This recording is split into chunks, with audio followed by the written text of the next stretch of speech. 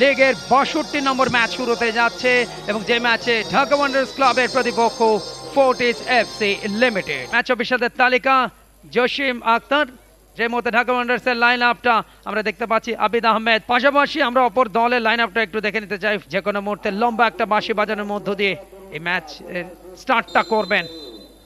খেলা শুরু হলো কিক আপের মাধ্যমে এবং নিজেদের অর্ধে বলটা ফোর্টিস এফসি উভয় দলে কিন্তু বেশ কয়েকজন বিদেশিকে অন্তর্ভুক্ত করা হয়েছে। Left back, in fact right back, সেখান থেকে অবশ্য নিজেদের অর্ধে একটু পেছনের দিকে দেওয়া হয়েছে মাজহারুল ইসলাম। মাজহারুল থেকে মঞ্জুর রহমান, অনেক বছর যাবে মঞ্জুর রহমান তিনি খেলছেন প্রফেশনাল ফুটবলে। শুরুতেই কম্বিনেশন অফ ফুটবলে যাবে দুটো দল। এই মুহূর্তে রাইট ব্যাক তাদের মোহাম্মদ রকি, সেখান থেকে দলীয় ক্যাপ্টেন একটু পেছনের দিকে দিয়েছেন পাউমার, গাম্বিয়া থেকে এসছেন।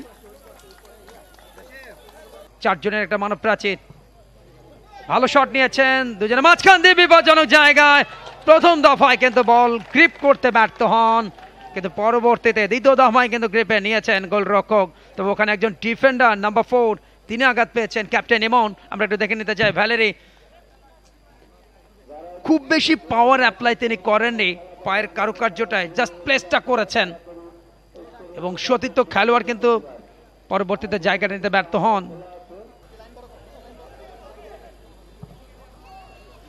লং বল বাম দিকে দিয়েছেন, যথেষ্ট গতি বলের এবং যে কারণে চলে গেল গোল লাইন পেরিয়ে মাঠের বাইরে। ঈশা জাল্লু গাম্বিয়ান খেলোয়াড় দিয়েছেন আরো একবার ইউক্রেনের সে ভ্যালেরিকে কাটব্যাক, ভালো একটা চান্স, কিন্তু যখন কিকটা নিতে গেলেন সেখানে কিন্তু একটা ব্লক ছিল এবং অন দা বলে থাকার কারণে কিন্তু এই যাত্রায় কোনো সমস্যা হয়নি, বাট হ্যান্ডবলের আবেদন করছিলেন। 0-0 অবস্থা। এই মুহূর্তে আক্রমণে ঢাকা ওয়ান্ডারার্স ক্লাব, ভালো ক্রস, জুৎসই জায়গায় ফেলেছিলেন তবে হেডটা নিতে পারলেন না এবং সেখানে রক্ষণভাগের একজন খেলোয়াড়ের দায়িত্বশীলতার পরিচয় দেওয়ার কারণে কিন্তু এই যাত্রায় রক্ষা পেয়েছে। একটা বেটার চান্স, গোলের জন্য সুবর্ণ একটা সুযোগ কিন্তু তৈরি হয়েছিল ঢাকা ওয়ান্ডারার্সের। এই মুহূর্তে পাল্টা আক্রমণ, তবে সময় মতো গোল থেকে বেরিয়ে এসে গোলরক্ষক সাইফুল ইসলাম ঢাকা ওয়ান্ডারার্সের তিনি ক্লিয়ার করেছেন। বেটার একটা চান্স ছিল একটু আগে যে সুযোগটা পেয়েছিলেন, সেক্ষেত্রে Dhaka Wanderers club leg wing দিয়ে তাদের আক্রমণটা ছিল। এই মুহূর্তে রাসেল টোকাদের সামনে বাড়িয়েছেন, পুরো নাম নাজমুল ইসলাম রাসেল। হাই কিক, আবেদ সেখান থেকে কাটিং করে ঢোকার চেষ্টা করছেন।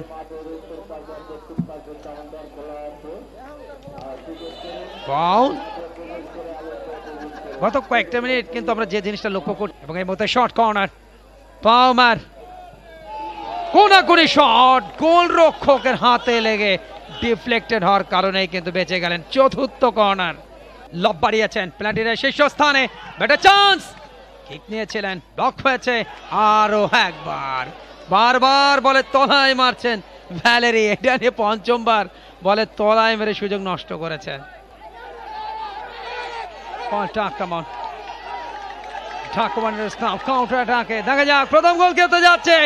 গুস্তাভো দিলেন বাম প্রান্তে, চিপ তুলেছেন, গোল।